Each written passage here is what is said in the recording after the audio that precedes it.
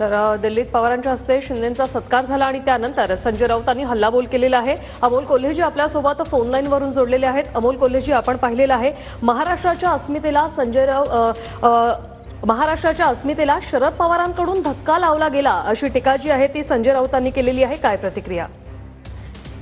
मला वाटतं हे दुर्दैवी आहे, कारण टीका करणं अशा पद्धतीची। उलट आदरणीय पवार साहेबांनी महाराष्ट्राच्या सुसंस्कृत राजकारणाची जी परंपरा आहे स्वर्गीय यशवंतराव चव्हाण साहेबांनी घालून दिलेली, त्या परंपरेनुसार ही स्टेट्समनशिप जपलेली आहे।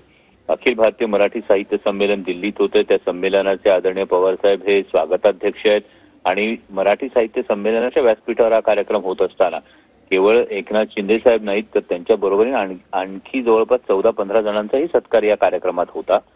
आणि त्यामुळे मला असं वाटतं की कुठेतरी राजकारणाच्या पलीकडे जाऊन ज्या सांस्कृतिक गोष्टी असतील किंवा असे काही कार्यक्रम असतील याच्याकडे राजकारणाच्या पलीकडे जाऊन पाहायला पाहिजे असं मला वाटतं। आणि राऊत साहेबांना इतकं जर दुःख झालं असेल तर मग त्यांनी जो माननीय उपमुख्यमंत्री अजित पवारांचा उल्लेख केला त्यामध्ये माननीय पक्षप्रमुख उद्धवसाहेब ठाकरे हे सुद्धा अजितदादांना जाऊन भेटले, त्यांचं अभिनंदन केलंच ना। आपण याला स्टेट्समनशिप म्हणून बघूयात। यामध्ये प्रत्येक वेळी जर राजकारण आणलं तर मला वाटतं हे अवघड होईल। नक्कीच अमोल कोल्हेजी, असंही त्यांनी म्हटलेलं आहे की तुमचं दिल्लीतलं राजकारण वेगळं असेल पण पवार साहेब आम्हालाही राजकारण कळतं, यावर काय सांगाल? हे उगाच